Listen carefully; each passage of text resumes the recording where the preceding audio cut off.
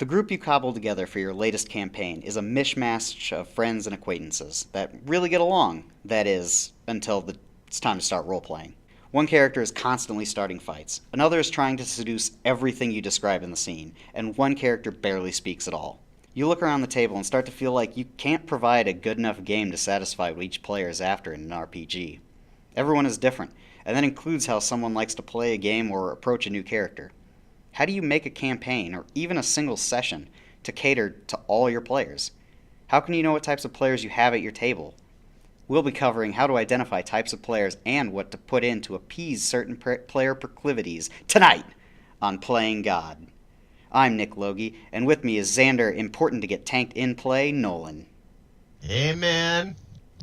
Being a good game master isn't just about making a good plan, but being able to adapt in real time to what's happening in your game. Different player types require different approaches. Xander, what even are the basic player types? Well, we have an extensive list that goes on to the different kinds of gamers that we've come across in our time as game masters and even as players, because just because you're not game mastering the scene, you might come across other players as a player and recognize these people that we're speaking about. Now, there's no names that we're going to be dropping or anything like that. These are just general broad strokes, and no one really fits into it perfectly. But we're going to be going into the power gamers, rules lawyers, method actors, Basically, gamers. a general breakdown of the typical types of people you'll see sitting at your table. Precisely. You're going to have to individualize on each of them, but these are some broad strokes that you can kind of get an idea of what the mindset is for one of these guys going into playing a game. So let's start with the first type, the power gamer. This is the one everybody thinks of when they think of a disruptive player. This is the guy that does his best, or girl, because, this happens with everybody, who combs through the rules of the book, and they add certain feats and certain abilities together to make their character, even at lower levels, nearly insurmountable. They just want to be the very best. This is the guy who, at character creation, you have like the however many points you get for the like an array, or just point by if you're using either of those systems, and they will put they're making a barbarian, so there's 18 strength, like 16 constitution, but then when you get into the mental attributes, then it's like 8 wisdom, 8 intelligence, maybe 8 charisma, and then all the rest of those points go purely into physical stuff, so they can make big damage numbers when they swing their great axe. And they will pick a great axe because that's a D12 and the biggest die number. Yep. This also can mean not necessarily an all physical character. This can also be an all mental character. Say someone is making a wizard who is very knowledgeable, so they have all of the histories. They have all of the knowledge skills to be playing 3.5 or Pathfinder. They have a huge asinine number that's boosted by magical items for their intelligence, so that their spellcasting is the most effective it can be. Mm-hmm. And they only choose the big bang spells like lightning bolt. 8d6, like fireball. Was that 66? Yeah, based 66. on power, like the level you cast it at. Like they're always going to go with the biggest numbers, the biggest dice, the biggest like modifiers, whatever it is. They'll also like seek out magic items and other things to continue boosting those numbers. Because at the end of the day, what they want to do is they want to roll a d20, they want it to crit on a 19, and then they want whatever they were just pointing at to take like 88 damage and die instantly. They want to turn them to ash instantaneously. And that feels good to them. And like there are a lot of ways you could run a dungeon or just any kind of role-playing system that kind of does cater to that kind of play style. If everyone at the table is trying to do this, if you're just doing a crunchy meat grinder, then that is actually the perfect setting for just a table full of power gamers. Oh, absolutely. Now, keeping in mind, for those of you listening to this, every character has a thing that they're good at. That is not the same thing. I have a character in Nick's campaign. is Kenton Devereaux. You guys have heard about him dozens of times. He's a monk, but his biggest stat from character creation was his charisma because he's a politician. That was his thing. He liked to talk to people. He liked to, engage in a social situation, try to. It made sense solve for his things without backstory and conflict. everything too. Those things making him good at social encounters made sense for the character, even though charisma is definitely the dump stat for a monk. Like, it should have been my dexterity and my willpower that got boosted, but my willpower is one of my lowest stats. So taking into account, like, just because a character is good at something does not make them infallible. These people want to try and make that aspect of their character infallible. Well, And the other thing is, unbeatable. like, they will also, like, organize the numbers to only do the thing that they want. So, Xander, for instance, if you were min-maxing Kenton, what you would instead have played was probably a bard. And you would also have, like, your strength at, like, 8 or 7 or whatever. Basically, the goal is to not care even in the slightest about anything you don't want to be good at, but then put everything that you have and can find into the one thing that you really want to be good at.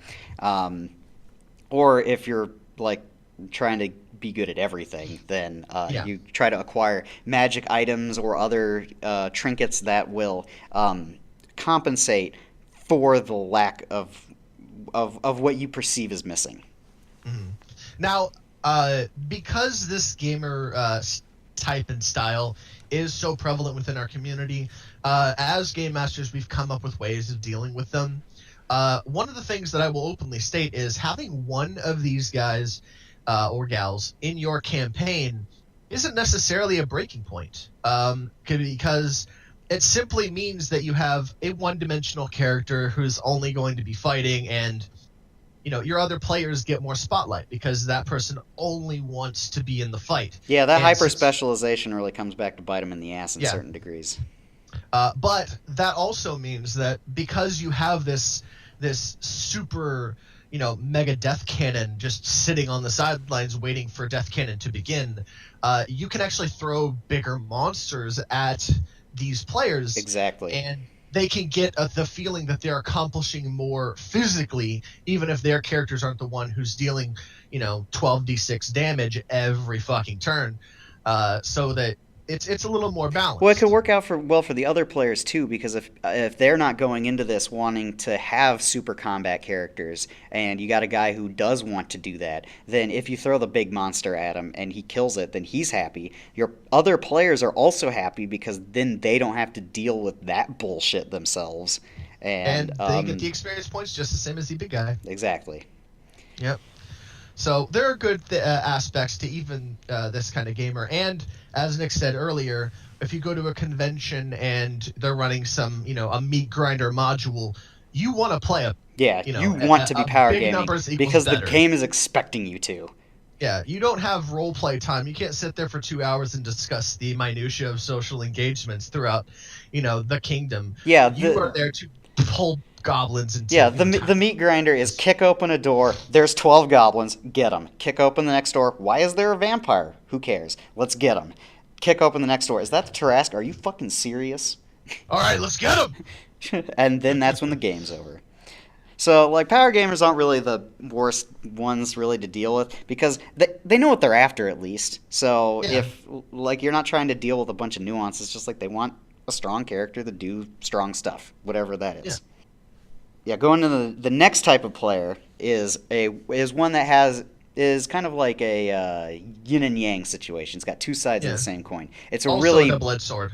Yeah, it's a double-edged sword, really. Most of the ones we're listing are double-edged swords, and we're trying to come at it from a perspective where you can look at the good and the bad, because we can complain all day about certain types of gamers or whatever, but at the end of it, you still are playing with them, and you need to figure out how to like work with them or figure out a way around what the bullshit they're trying to do is, because ultimately the goal is to have fun. And if you have one of these players at your table, like maybe this next one, the rules lawyer, it's a guy you've been gaming with for like 10 years, and he's played every edition of Dungeons and Dragons, like in a great extent.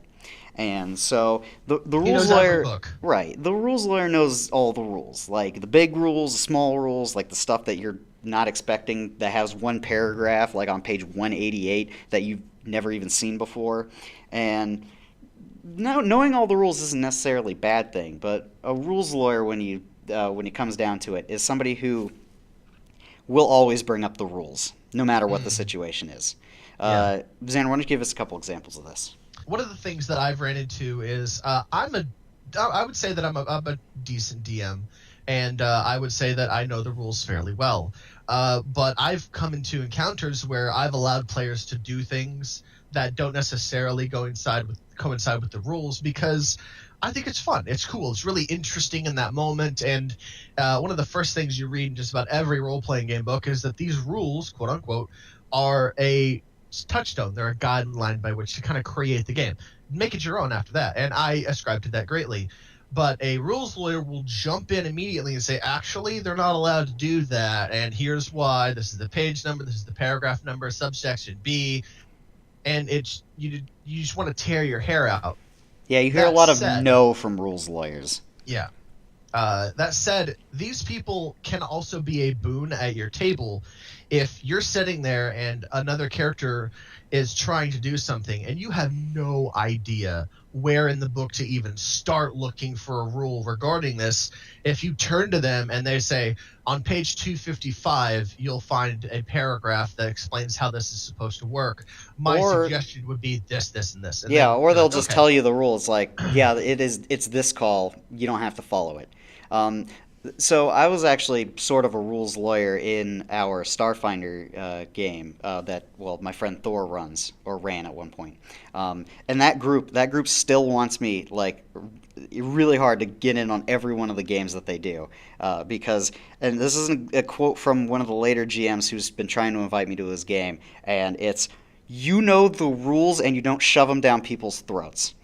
And I really liked hearing that, because anytime somebody had a question, or it seemed like they were fumbling on certain rules, like, I would let them try to sort it out first, but if it looked like it was getting hung up, then I would jump in and be like, so if in this it'll be this, but if in like certain editions the rules might be different, so you might want to double check on that. So like if I'm referencing a Pathfinder rule but we're playing like 3.5, because a lot of that stuff gets all jumbled up eventually, then maybe I make the wrong call, and I just want to make sure that as I'm saying this stuff, it's like, look, I don't know this for absolute certainty, but if I remember right from this section of the book, then the rules should go down like this, and then you list out what happens.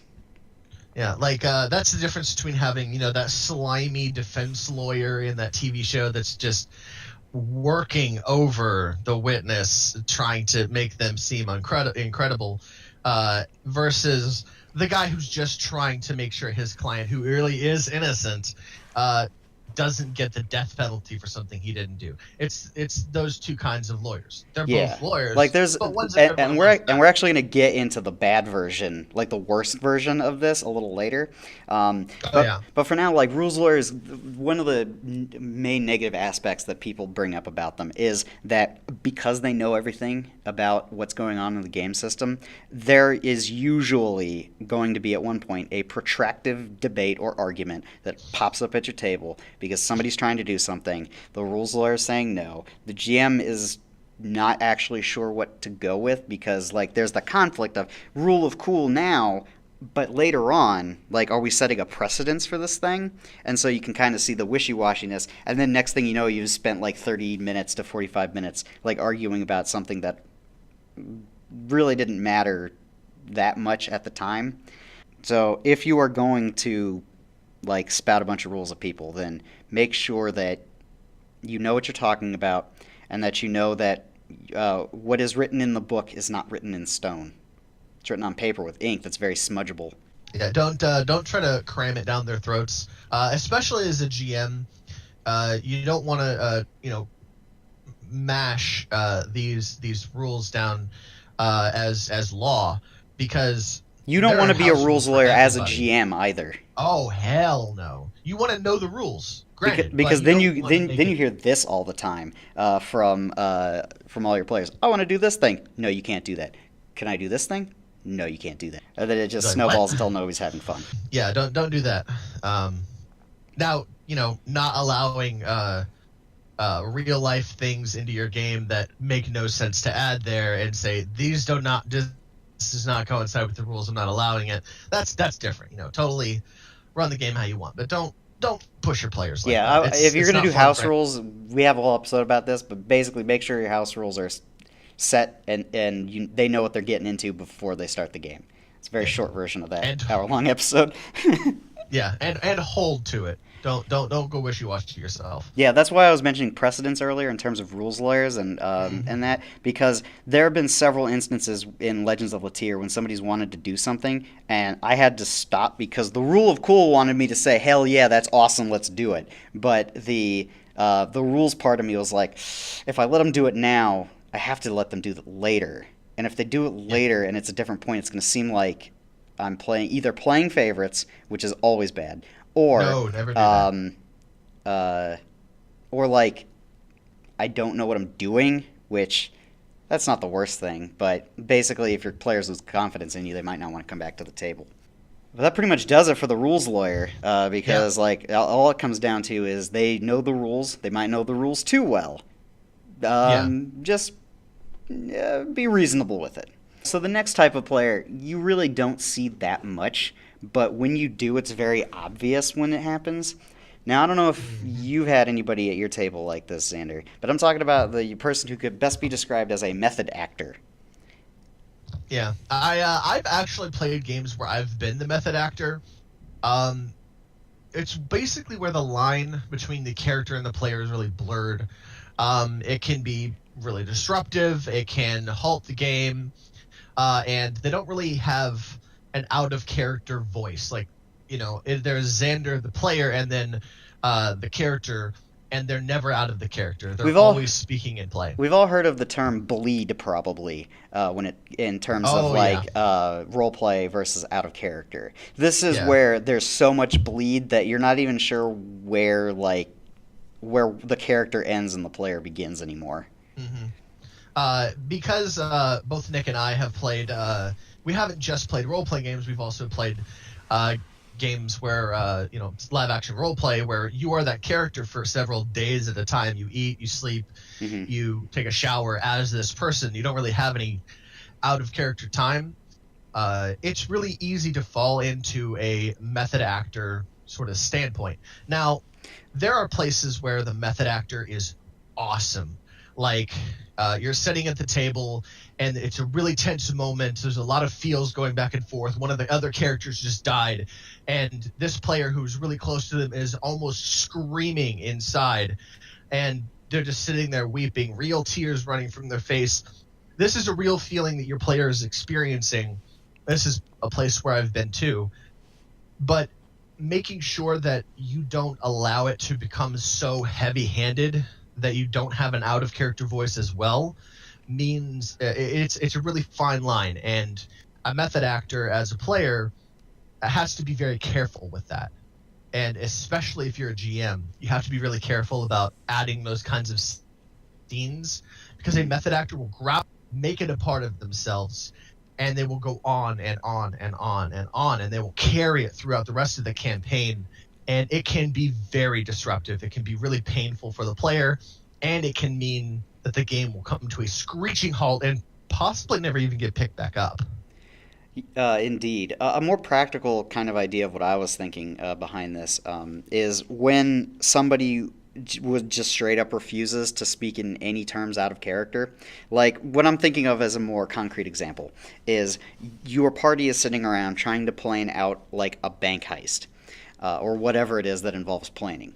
This is the method actor would be the person who is in character 100% of this time, and like is only speaking in character, is only performing actions in character. But while the rest of the table is going, okay, guys, like what kind of resources do we have? We know this guy over here in this town, right? And then they like look at the map and everything. This player is like, do we have a map in play? We do? Okay, then I'll look at it. This player is also like, when somebody mentions like, yeah, we know the blacksmith over there, right? He'd be like, yes, I was a personal friend of his for many years, et cetera, et cetera. It's like, it's a very clear thing that everybody else is trying to resolve some kind of intellectual thing out of play, like trying to get on the same page or whatever it is, but the method actor just will not engage on that meta level.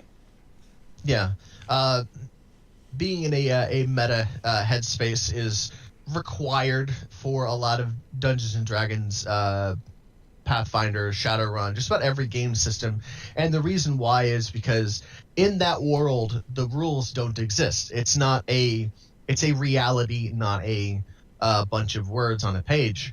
And if your player is allowing themselves to constantly be in character and never like stepping outside to really look at things from a meta level, they are also ignoring the fact that the world itself is built on these statistics and these words and the way these rules kind of coincide together.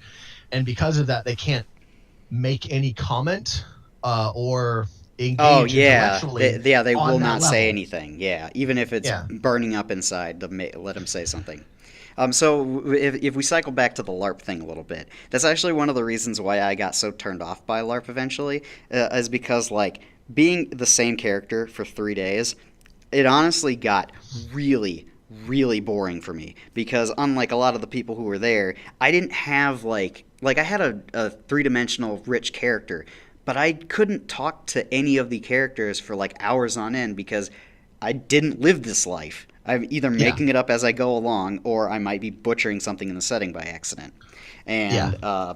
And and you can't just, and since you have to be in character, you can't really just stop Yeah. and do whatever. And since if I was, let's say I was role playing myself for some reason, then I could talk and talk and talk for hours and hours because I've lived my entire life as me. So I have like the super specific details and nuances that you don't find and really can't have unless you've had the firsthand experience of whatever you're going on about.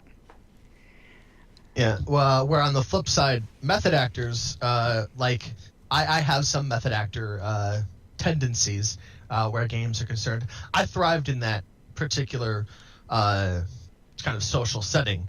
That said, being able to separate yourself as a method actor is really hard. So if you have a player sitting at your table who seems to be having a hard time separating, take them aside, talk to them about it, and help them get through their character bleed. If you don't know what character bleed is, then you go online, look up some of the LARP character bleed problems and how to deal with them.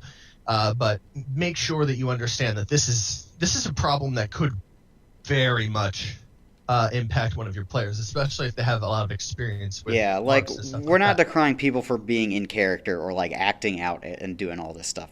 I think that's fine. I think that should be encouraged. This is only when it really becomes a problem and it starts disrupting the rest of the people at your table. But that's kind of enough about method acting or method actors. We kind of got it covered everything for the most part on that, I think. So let's Yes, go with indeed. let's go in the opposite direction now. So where there's a method actor gets too invested in what they're doing, the casual gamer doesn't. Um, Xander, would you like to explain what a casual gamer is in terms of in terms of a role playing game? We're not talking about video games or any other medium. This is only for RPGs. A casual gamer is sometimes the guy that will make up excuses to not be there, or they will frequently forget about the game time. They won't invest themselves in the rules of the game. They're just there to kind of have a good time with a couple of friends. They don't really know anything about the setting. They don't really want to know anything about the setting. Unfortunately, you might have seen this kind of person as a tag along. Like, say one of your friends comes to the game table and they've been playing D&D for years and they love the game, and they've got a boyfriend who they have been with for a few months, and that boyfriend comes along, has no idea what he's doing, but he's trying to, be supportive of his girlfriend. And they walk in, and he's like, "All right, I have no idea what I'm doing, but Or I'll play the boyfriend. easy character." Huh? I was just saying, or boyfriend. Or You boyfriend, tagged yeah. me earlier about we can't say he all the time. So maybe this Yeah. isn't a girl that is a gay couple. That's fine Yeah, too. it could be a gay couple. Just Actually, I've I've played a couple of times where the casual gamer has been someone who just joined because one of their friends said, "Hey, you should do this," and Well, they weren't really attached to them at all. that's actually a lot of where you're going to find people like the casual gamer. Like, this might be their first experience with a game. If it is, then obviously they can't be counted as a casual gamer because they haven't even tried yet. But when we say casual gamer, this is the person who has shown up in many games, possibly different campaigns, multiple characters, like even maybe like every other week at the game table.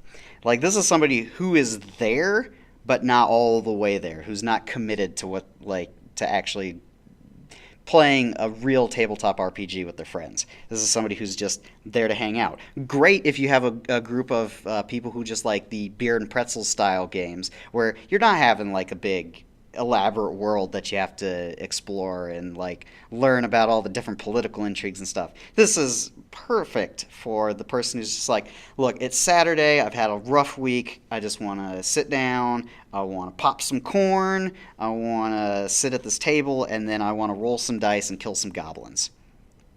That's perfectly fine. But the only problem, and what I think Xander's about to get into, is when the casual gamer is not in a casual game. When a casual gamer steps onto a playing field with a fairly experienced GM in a very gritty, very intense setting where it's well planned, it's well thought, the players are well fleshed out, and it's like watching professionals do it, and then some guy who's never played before comes up to the table and is like, I want to play. It's obvious to everybody sitting around the table that this person has no idea what they're doing. Now, I will state this. Everybody, and I do mean everybody who has ever played a role-playing game ever started out as a casual gamer. Everybody has. I have, Nick had, Jess had, everybody has. Well, hold up, bro. That's why I wanted to distinguish right at the beginning of this section what the casual gamer is, because no, that's what I disagree with that. You don't start as a casual gamer. You don't start as a gamer at all. You just start as somebody who's interested in this hobby that your friends are interested in or people you've seen online are interested in, and you wanted to try it out. I only think you officially become a casual gamer when you have played or are still playing like 10 sessions of a game. And so, all right. Okay. So let me get into a probably then. Right now. I'm not talking about new players. I'm talking about people who don't care to get any deeper, okay. which is fine because like let's take Shadowrun as an example because it's kind of harder to see the casual gamers in terms of D&D because that's meant to be a game that's easily accepting into new people. Shadowrun definitely isn't. No. All right. So once the rules lawyer is done reading that textbook, then the casual gamer in a Shadowrun example, it's like the rules lawyer, they know everything in the textbook, but the casual gamer who's at the table, they're playing a decker. Every single time you ask for a roll as a GM, they've been in this game for like 3 months already, but every single time you ask for a roll, they ask, how do you do that? What do you want me to roll? So what do you want me to roll? Yeah, exactly. That's exactly what I'm getting at. Okay, gotcha. And so it's like I misunderstood even. Right. That's why I wanted to clarify it, because this casual gamer would ask like, how do I roll this? It's like it's reaction plus agility when you dodge. That's the same every single time. And you roll like, I don't know, let's say 8 dice arbitrarily. So like they roll 8 dice and they're like, I got 2 5s and 1 6. It's like, great, just tell me you have 3 successes. Like I don't need the rest of that. Do 6s explode? Did you edge? I don't know. You didn't say anything. All right, that's fair. My interpretation was like the newbie has just came out and is just starting to get into it. Because we've all been noobs. Yeah, so. I mean, you can't avoid being a noob. That's why I didn't want to classify noobs into here. Because otherwise, everyone's, like you said, everyone's a casual gamer by the definition that you've laid out. I see. Because that was the other thing. Like, I don't want to say casual gamers are bad because, like, I was saying, like not. The guy who just wants to hang out on like a Saturday night for 4 hours or whatever with his friends, like. That's perfectly acceptable for just casual gamers. Like, they meet once a month. Like, they don't really know the rules, but who cares? Because half of them are drunk anyway by, like, the first hour. And So it's just a fun time. But when I say casual gamer in terms of a more serious, like extended RPG, I mean somebody who's been in the group, should know the rules, and doesn't. Yeah, that does happen from time to time. Or people who are always on their phones and like not paying attention to the game. You usually only Oh, see that with that shit people who kind pisses of me get. off. You really only see that with people who get dragged into a game. Like if, Yeah, like usually there's nothing you can do about that because they don't want to be there to begin with. There's almost, I say almost because there's probably something, but almost nothing you can do to fully get their interest. yeah. Now, I've dealt with a couple of people like that who, on the whole, had started out exactly like that. They were drug along and didn't really want to be there, and I introduced things to that person that pulled their interest, and they've become some of the most avid players I've ever played with. So That's why I said there are almost nothing. there are means by which to grab the attention of the casual gamer and pull them into the fold that is our world. But I But can't give it's you very not much easy. advice on that because that really depends on the individual and what their circumstances are, and there's Yeah. too much to assume in a generality with that. Yeah, you've got to put in a lot of extra legwork to get a casual gamer into it. So You really unlike do. so unlike somebody who is who doesn't really pay that much attention, who is just kind of strung along for the ride, then there's the other kind of player. Now, I personally love this kind of player because the way I build my games, I have a lot of secrets and other shit that I put in there. Some of it is just for me because nobody's ever going to interact with it. But the explorer archetype is somebody who will they seek all of this stuff out. Like if you got a map of the world, they want to go to every place on there. If you describe a scene, they want to know everything about what's going on in that scene, including like the individual objects, NPCs, or whatever else you have.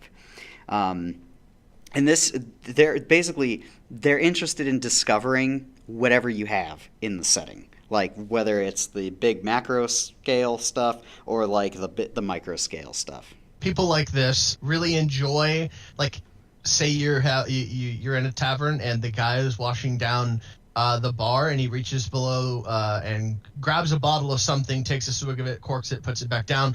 This guy wants to know what the fuck he just drank. Yeah, He like wants to the know. explorer He'll would ask, him. "Hey, what color is the bottle?" And then like maybe the GM will say, "Yeah, it's a blue bottle." Maybe the explorer will ask, "Do I recognize this from any of my travels?" Maybe they do, or maybe they don't. Maybe they'll go talk to the bartender. Whatever they want to do, Ask they him will about the follow up on particular that. vintage. And engage in a conversation about fine wines because they want to know those things. I actually asked Nick before we began the recording of this which one of these archetypes I would likely fall into, and apparently I am this explorer archetype. And as a GM, I enjoy the character archetype that is the explorer as well, because I put a lot of effort and work into creating the big things, but also the tiny things, like the things that if I give you a description, every single word that has come out of my mouth is important in some way. And if you explain it, investigate- that one example will last an entire podcast episode. Yeah. If you want to latch on to those things, I am happy to engage. I want that to happen. That said, it can be very frustrating for a game master that doesn't have that kind of. Yeah, like everything on this list, there's always a downside to whatever this type of gamer is. With the Explorer, then if they are trying to discover things that you just don't have prepared, then generally they'll take you completely off the rails, try to move the party into a place that you as the GM aren't really comfortable, but you don't want to tell them no because it's an open-ended game. This is also the person who might ask too many questions about a certain specific thing that is ultimately unimportant. Like with the example with the bartender who was just drinking out of a flask earlier, then that could easily extend to, why are you talking to the bartender for 30 minutes in real life? Like, I know you're interested in this, but we do need to get on with the adventure. They can be the ones that drag the game down and take a 4-hour game session, which you have meticulously planned, especially if you've listened to any of our other podcasts about timing, and ruin your pacing 100%. Mm-hmm. They can take it and destroy that pacing over and over and over again. and it can be 3 full 4-hour game sessions for you to even get past talking to this guy who's been waiting in the corner patiently for the adventurers to notice he exists, because the explorer is so into figuring out what kind of wood the floor is made out of. Where were these tables built? Were these dwarven in make? Did he happen to know the dwarf, and that's the reason why he recognized, like, shit like that? Yeah, there are certain countermeasures you can take for this, because this isn't one of the. This is actually one of the more easy ones to deal with, and that's like dial it back on your descriptions. Like maybe not add so much like intrinsic detail to certain things, because then they won't latch onto it to begin with. And then whatever you do present, like just make sure it's something that you can follow up on. Like if any of the players, not just the explorer, has additional questions or whatever they want to do to pursue it, like you still need to be able to keep up with that. Yeah, because every good player has a little bit of the explorer in them. They should, honestly. They should. I think I think you should have a little bit of all of these. Yes. In the end, it's just when you blow them out of proportion, then that's when you have problems at the game table. Mm-hmm.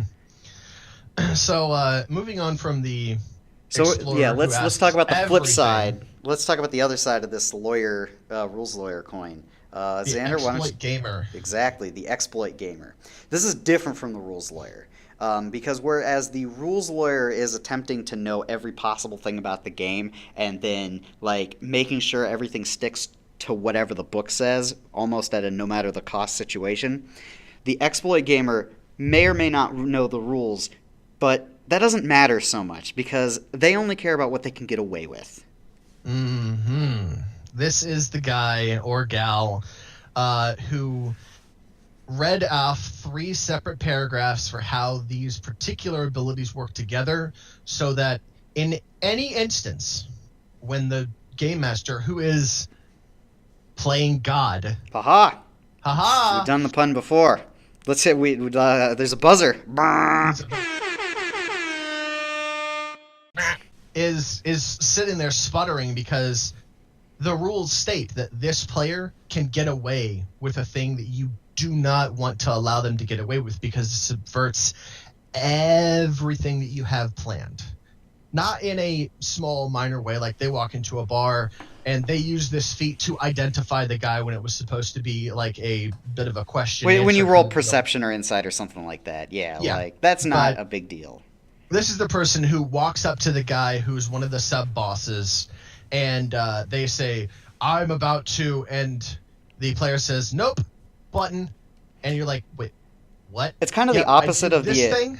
It's kind of the opposite of the explorer problem, because whereas your 4-hour meticulously planned game is now 8 hours long, the exploit gamer rolls that back in the opposite direction. Now your 4-hour game is 25 minutes long, and you're struggling to find out any other plot. The encounter that you have planned and you have set up so that there's been, little hints that this big bad guy has been doing things behind the scenes, and this guy walks up, pushes his specialty button, and the guy just puffs into smoke and never even existed, because that's what the rules say he's allowed to do. And the fight that was supposed to garner them experience points and move them on to the next section of the game is now gone. And this is anything to do about it. You see a huge problem with the exploit gamer when it comes to rules that are either not entirely like fleshed out. Like this is like obscure rules that you find in the GM section of the book that says like, if for some reason this happens, then do like maybe it has like 3 sentences of stuff that is open to interpretation. Anything that's open to interpretation or typos in the book will get jumped on by exploit gamers. Absolutely. Like specifically, as an example, like let's say that there is just a rule in the book, like just a basic rule that says armor cannot stack, and at one point during this guy's read through of the book, he sees like in one of the feats, like a spell or something that says this adds this to your armor, and it doesn't say that it doesn't say that it doesn't stack in the specific rules, and as we're all aware from any RPG book, specific rules beat general rules. But they'll see this and say, "Well, it doesn't say it doesn't stack, so that must mean it stacks." And then you actually have to stop in the middle of the encounter when, for some reason, your player can absorb 40 points of damage out of nowhere. You're like, "How did you do that?" And then they explain it, and you're like, "That's not what that's supposed to be." And then basically an argument erupts because they demand that the lack of something being there is enough to let them do whatever they want.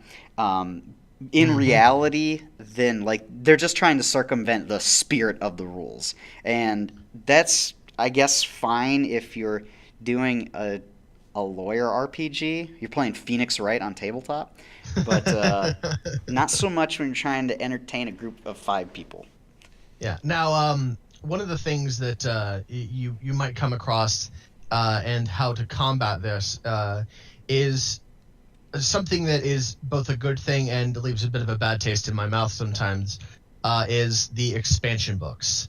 Like a really good example is Pathfinder. You have the core rule book, then you have the Dungeon Master's Guide, and then you have There's like the 30 Monster other Manual, books, like the Bestiary, and then there's Complete Arcana and the Complete Warrior and the Complete Adventure, and all of these books that have been supplemented. They're made by the right people, and they're made by Wizards of the Coast and da da da da da. They're all the same game system, but with these supplement books, and the reason why a lot of game masters, especially more experienced ones, say just stuff out of the player's handbook, nothing outside of it unless you specifically bring it past me so that I can look through it, is because sometimes when these books are made, they give rules and alterations that are just small enough that anybody with a keen enough eye can combine it with something from the core rule book and completely circumvent something that is a baser understanding of the way the rules are supposed to work.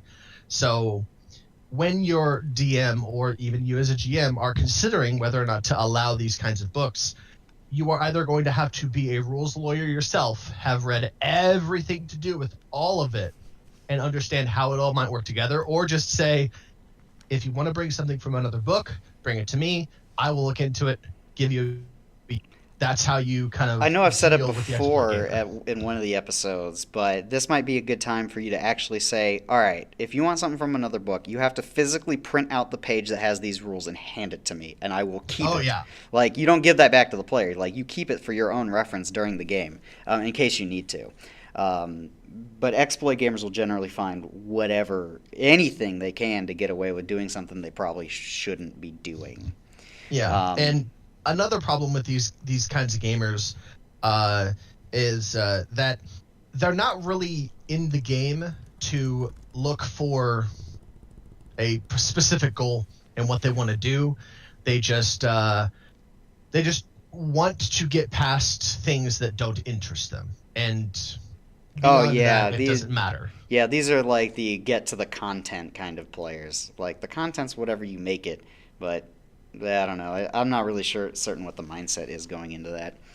I'm not either. I've encountered it a couple of times, but now the next one we have for the type of player is a kind of one that you can sort of forgive in a lot of ways as long as they're not pushing it too hard. These are the realists.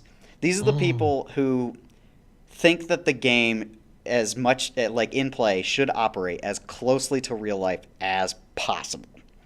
Yeah. This is like people who are like, if the barbarian at level 15 falls 6 stories, they don't roll like 6d6 damage. Like, a person shouldn't be able to survive a 60-foot fall like without any assistance, so you die.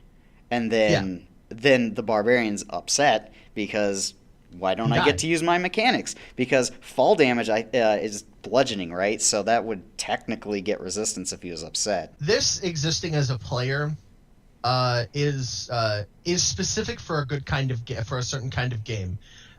You can take a game like Shadowrun and make it super gritty, super realistic, and realistic physics can operate within that world because it's designed in such a way. Yeah, the game also is real reflective of like you're supposed to kind of think this way. Like, the rules make it clear. With D&D, it's like they don't give a fuck. It's very obvious. Like, there was actually a conversation that I had with Nick at one point in time where I explained to him that, no, cold doesn't radiate, heat does. Cold is just the absence of heat. And he's like, well, screw that. I'm changing physics for this game because I want it to be able to radiate. It's things like that. Yeah, because I wanted to do a certain thing. It doesn't. There's no math that I have to do for my scientists in my universe, so I don't have to care what physics is because they don't have to care what physics is. Because it's magic. What the fuck is magic? It doesn't follow. So the realists also encompass. encompass, like, it's not just physics. And I wanted to get this out there because I could feel you bursting at the seams with an example here, Xander. And this is also like how things should end up in real life. This is shit like bureaucracy and red tape. Oh, and yeah. like you go to the DMV for some reason in Shadowrun, and you get super hung up on like going through the actual real life process that nobody else wants to do because that's not fun in real life. You have to do it in real life. You don't have to do it in a game. No, nobody has ever went to the DMV and says, you know what? I want to make this part of my make-believe. No. Like, as a GM... I don't know, Zootopia did. Well, yeah, they did. But that's a movie. They can get away with it. But, like, as a game master, when you're sitting around, you're not doing much, you're watching a movie, the game master's brain is never not working. It's always moving around. It's always gathering bits and pieces from TV shows and video games, and you'll sit there with your little notebook, you'll flip it open and be like, this is an awesome idea. I think I'm going to add monsters that have taken on this motorcycle gang and have taken the wheels off of their motorcycles, and they exist in the tanks, and they got long spindly claws and smushy faces that look like bulldogs, but they're evil, and they float around on the ground and shit like that. Did you just make that up? Because that sounded pretty righteous. Yeah. So these things are really fun, and they're really interesting, and they're so outside of the norm. This person, this realist, would say, there is no way a demon can float a motorcycle over the top of the ground. It just doesn't work that way. And you're like, but it does, because I say demons. So. Motorcycle demons. Come on, dude. That's awesome. So here's an example of when this could be a good thing, though. Like, realists are actually really good for horror games because typically you are playing a person who has to adhere to the laws of physics, like normally or whatever. Like, you have to follow the rules of the world, but the monsters, the Cthulhu's, and everything, they don't. Like, so when you start describing like things that are definitely not realistic, the realist, like, they'll know it's like, oh shit, we have a problem. This is going to be a bad time for all of us. Gravity ain't supposed to do that over there. So, like, they're good at keeping, like, the mind, the headspace of your other players in a realistic horror setting, like, more in tune with reality, which is fine. The problem only arises when you have the poltergeist that's haunting the mansion or whatever, and they start doing things like the vases start lifting and shattering, and the mirrors, like, they have demon faces in them, and then the realist is like, no, I don't want to deal with any of that. Then it is odd that they chose to join your game, but yeah, that's kind of where it becomes a problem. So realists, they're not really, they're not the worst by any means. It can be a little annoying trying to convince somebody it's like what is real doesn't matter, but that's kind of the extent of where the problem lies for that. Now the next type of player is well-intentioned, but ultimately it kind of interferes with how you run the game. It doesn't so much interfere with the other players, unless there's certain instances. But I'm talking about a group of people I like to call the Secret Society. These are players, and we all know some of them, who construct really, really elaborate backstories. There's tons of plot tie-ins, there's tons of cool setting things that they've added in, and they don't show you any of it. As a GM, when you're sitting down and you're going over the backstory of a character, you'll run into some of these people who are like, all of these things has happened to this character, and here's my 1,500-page book that explains their life before they became an adventurer. And my first thought is always, then what's the point of you playing this game? Like, Yeah, You're supposed to be exploring their story, not writing it. yeah, you've Don't write the actually written a book. book already, so you just Yeah. go publish that at this point. Yeah. Why are you getting into this? Um, and these people, a lot of the time, you'll run into where there there exists an encounter, and they're supposed to try and subvert it, and suddenly and without any warning, they bring up to you something that's in their backstory that they have written down on this 300-page thing that They probably even if answered the 100 question, what's my character about thing online that a lot of players love doing. That's I love fine. doing it. Just don't expect the GM to read pretty much any of that because it's kind of to help you flesh out your character, but that doesn't mean that whatever you write in there becomes like available in play or like is a plot. Yeah, like I had a player at one point in time who it was a social situation where their responsibility was to try and infiltrate this secret society, and they had to get to the top level of this structure to deal with a big bad and da da da da da. This was supposed to be a whole adventure, and the goal that I had in mind was for them to sneak past the guards. Instead, this player decides that they go and engage in the other guards, somehow circumvented their why is this person here suddenly and for no reason, via the fact that they had used to be like a prominent member of society, and then just sits down and starts playing piano and distracts everybody as they walk right past. Like, I'm like, that's really cool. It's really interesting. But there's no extent in this 30-game campaign that we ran so far where you've ever sat in front of a musical instrument ever. And now suddenly you're playing, like a professional who has been playing every day for the past 25 years. Like, really? No, Yeah, that's not how that this is works. shit that basically comes out of nowhere for you as a GM. This is like you're 6 months into a game, and then you introduce an NPC from like some organization, and your player's like, "Oh yeah, I'm a part of that organization," and you look over it and you're like, "No, the fuck you're not. You've never interacted with them. You've never mentioned them before. You've never done anything. You never even had anything in the backstory that you submitted to me that even indicates that you were in an organization like this."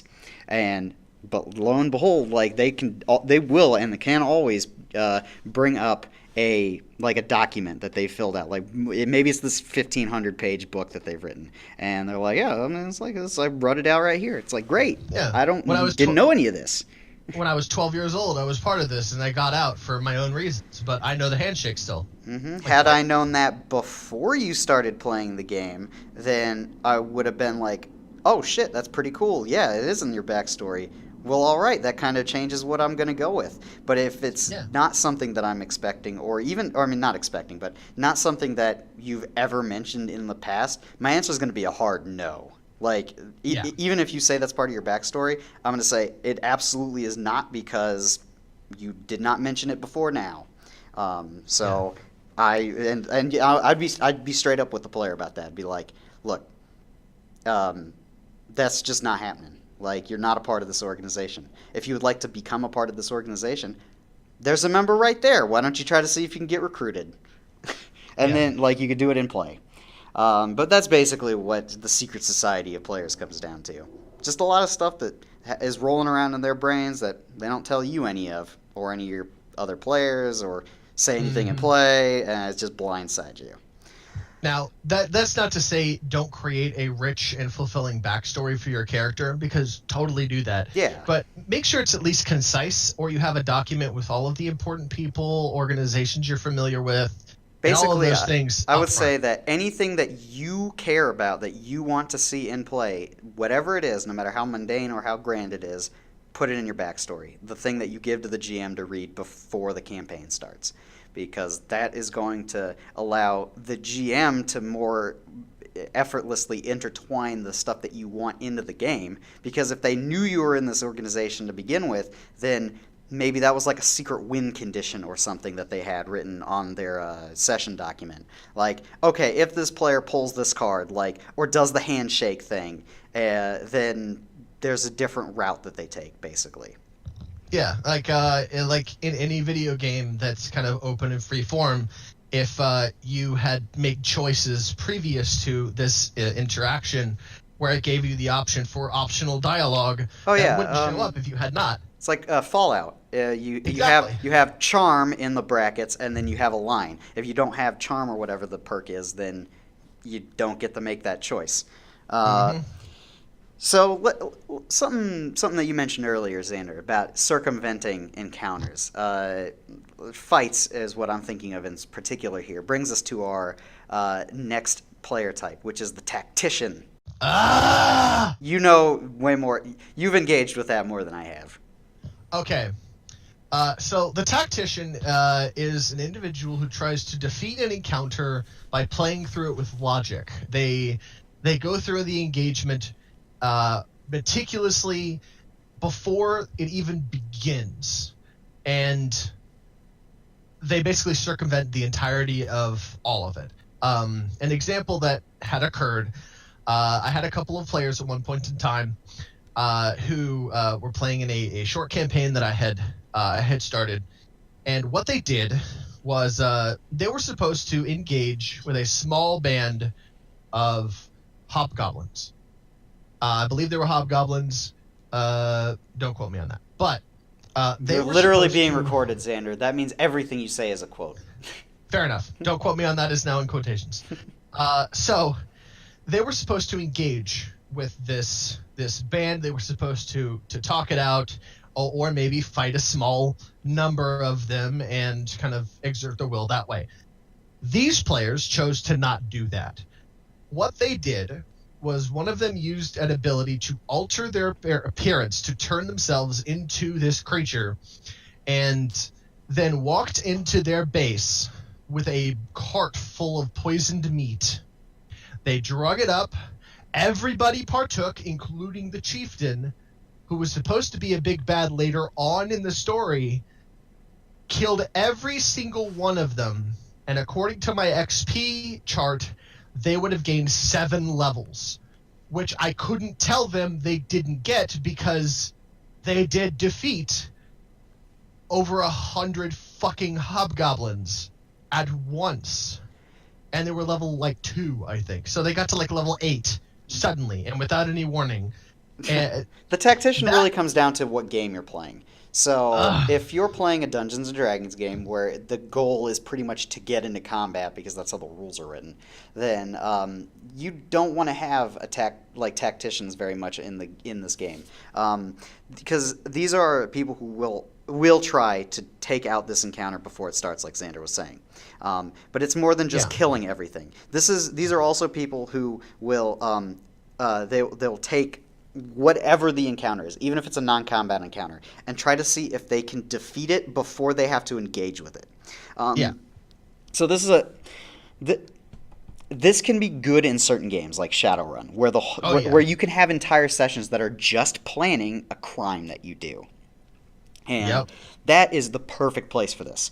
But the main issue that tacticians would have, regardless of the game that they are playing in, and you can see this with a lot of players as well, is that the logic will outweigh the in-play character actions. So if you have this hobgoblin setup, maybe this setup, all of you, the players, I'm just making assumptions, so don't correct me, Xander, because this is just a made-up Fine. fantasy now. Say all these players are built around just getting them. You're all playing fighters and barbarians, and that's what you're playing for. These hobgoblins come up, your barbarians and fighters kill a small band of them, you start a war or whatever, and then you go on and go forth until you kill the big boss that you were mentioning. Tacticians, they would it's still the same group of people. You have a bunch of fighters and barbarians, but all of a sudden, the guy who's playing the barbarian, who's a tactician, stops and says, "You know what? I want to see if I could figure out how to kill all these hobgoblins in the same way that the example that Xander ended up with."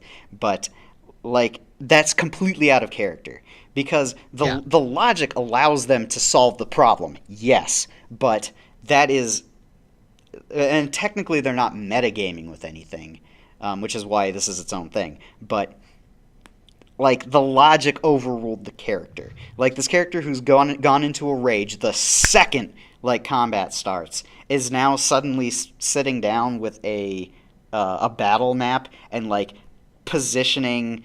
Captain of the guarding that shit. Yeah, like they're positioning snipers, or they do like the Ewok thing where they slam the two logs together. They're making like traps, and it's like you've never done this before, or this is not the character to play if you want to do that kind of thing. Yeah, no. You could play like a wizard or something else who could manipulate terrain and do all that other stuff. Now, having a tactician, even in a D&D game, tactician, can be a bit of a boon. A really good example that I like to bring up a lot is Kenton. He's much more of a tactical mind than he is a combatant on the field. He's not bad, but yeah. So as a tactician, he came up with a means by which to, deal with a large band of demons and make it easier to deal with. Mm-hmm. But from there, we go into the flip side of the tactician who trying to handle the situation before it starts into the hack and slasher. This is the person who just jumps in and beats people to death without any, remorse or understanding. They walk into the bar, the bartender says, "Hi, how are you?" And the barbarian jumps over the top of the bar and slits the bartender's throat for no reason at all. They just want to be the... Let's do a more subtle example rather than just overt evil. So let's say that with the hobgoblin encounter that you mentioned a bit ago, then instead of having that be like a combat engagement, you have decided that you have there's the opportunity to like actually have diplomacy and to maybe mitigate this hobgoblin versus human problem before it escalates into a full-blown war. Maybe you have that as an option as you're running it. The hack and slasher, it don't matter if that option's on the table. The option that's on the table is sword. Yep, it is sword, battle axe, and or giant hammer. That is the end of the story. These are fun, much like having the power gamer if you got one of them. But you have to make sure that your hack and slasher isn't also our last player type, which is the chaos players. Mm-hmm. Yeah, there's a bit of a bleed over between these two. The hack and slasher, though, like they're doing it because the fighting is the fun part. They're not doing it because they're trying to disrupt your game or they're being dicks or anything. It's really just they have fun rolling the dice and hitting things. It doesn't matter if they're good at hitting things; it's still fun. Hulk smash. Yeah, Hulk smash. But maybe it's like Bruce Banner smash instead of the Hulk, because big monster. Because you could have a combination of these players, like the hack and slasher mixed with the power gamer mixed with the tactician. That would be an awful combination. Oh god, yeah. Oh yeah, but chaos players. Chaos players. Yeah, these are players who take the chaotic part of maybe their alignment if you're playing Dungeons and Dragons, or they really just make random fucking decisions all the goddamn time, and it doesn't seem to have any rhyme or reason. Xander, why don't you tell us a little bit about this? The chaos players are the guys that make decisions based entirely off of they're thinking, oh, this is make-believe. The normal rules don't apply. So an example that's a good way to put it, yeah. Is I had a band of level 1 players who had just started their campaign. And I had a brand new player who'd never played before, and I explained the rules, and I helped him build a character, and I gave him, some general tips and guidelines and said, just feel it out, and we'll see where it goes. And their very first social encounter that they were supposed to engage with is a time traveler had come back from the future to warn them of an impending doom. And it is a player character that they will eventually come in contact with, but much younger and much more jaded. And I thought it was really fun. So this guy suddenly, right in the middle of the road, and everybody's like, oh, what the fuck? And this dude jumps off of the top of the wagon and tries to kill the guy. Just straight up. Like, no talking, no nothing. Just guy in the middle of the road suddenly, trying smashing. When I said, okay, hold up. Why are you doing that? He's like, there's a guy in the middle of the road. He's blocking our path. I'm like, I look down at his character sheet, and I'm like, you have a 14 intelligence. you're not stupid by any means of the word. You're actually quite smart. It's a plus Quite 2. intelligent in the opposite. Why are you randomly attacking someone who hasn't even spoken a word to you? Well, he just suddenly appeared in the middle of the road. That's not normal. I'm like, dude, you're traveling with a wizard who has the ability to use magic to move themselves around to the battlefield, and you've seen them do this. Yeah. You know it works that way. Why are you suddenly just trying to attack this guy for no reason at all? He's like, oh, I just thought it was a good idea. I'm like, why? He's like, well, it's make-believe. I don't have to do things, normally. I'm like, there are still consequences for your actions. Yeah, what you're ended up getting at is sometimes Chaos players will think that there are either no consequences for whatever it is they do, or and Xander, this is basically what ends up coming down to it is when you ask them why, the answer is either I don't know, or it's fun, or some generic thing that doesn't actually mean anything to like the game. Like, basically, people take the chaotic part of this, and like the alignment system, and translate that into asshole. So, like, you're not chaotic good, you're asshole good. You're not chaotic evil, you're asshole evil. Which is I think I actually think there's a difference between those two. There's a difference between being a dickhead and being evil. Yeah, you doing things for the sake of doing them is one thing, but when you have no rhyme or reason, you're basically playing Skyrim. Skyrim, the RPG, it's not a lot of fun. Like, you can't just walk into there's very little substance in the RPG aspect. I mean, you could talk to people and go on quests and everything, but like eventually they run out of dialogue options, or something doesn't lead where you thought it might, whatever that is. Like, Chaos players aren't intrinsically bad in the fact that it is fun to have somebody who like does weird random stuff sometimes, because like it keeps you on your toes as a GM, and maybe their random decision is something that you wanted to put in the game but couldn't figure out a way to do it, and now they've just volunteered to do that for you. Yeah, like Karks, he randomly teleporting himself halfway across the fucking moon, and hilarity ensued. An entire game session became hunt down the barbarian because where the hell did the barbarian go? The game. Like, we can't figure out what the fuck's going on, and then he lies to people trying to make it seem like he knows what he's doing when he has clearly no idea, and somehow it's so funny succeeded. Like, that is good. Those are good times. Yeah, those are good times. When we're talking about Chaos players, though, we're talking about people who like just randomly will steal shit from NPCs for just no reason. No reason. Like, it would be the joke character, like a rogue who's like, I want to steal that guy's pants, and you're like, he's wearing them. I still want to try, and then like, I mean, if I was this GM, I would just say, no, you can't do that. But some GMs will still allow a roll or whatever. You get caught. I don't care if you got a 35. You get caught. Yeah, other than telling them no for things that that you just can't compensate for, like Chaos players, since they are inherently chaotic, you can't really expect what they're going to do.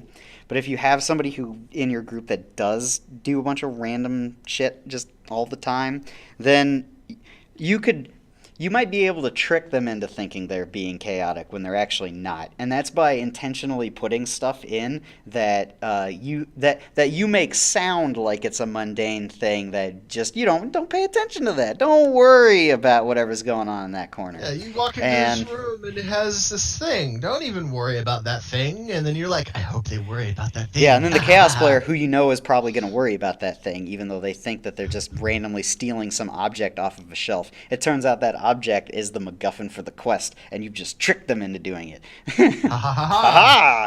But after all this, what it all comes down to is that while aspects of a player can conform to these broad generalizations we've laid out, the player is ultimately a unique person that might not fit the molds. If all else fails, ask them what they want to see. I've done this with players in the past. Like, if somebody didn't seem like they were having fun, I straight up asked them, what can I do to make the game more fun? We hope you enjoyed this episode, and if you want to hear more podcasts, subscribe to Starblade, and we'll see you next time on Playing God. Later, man.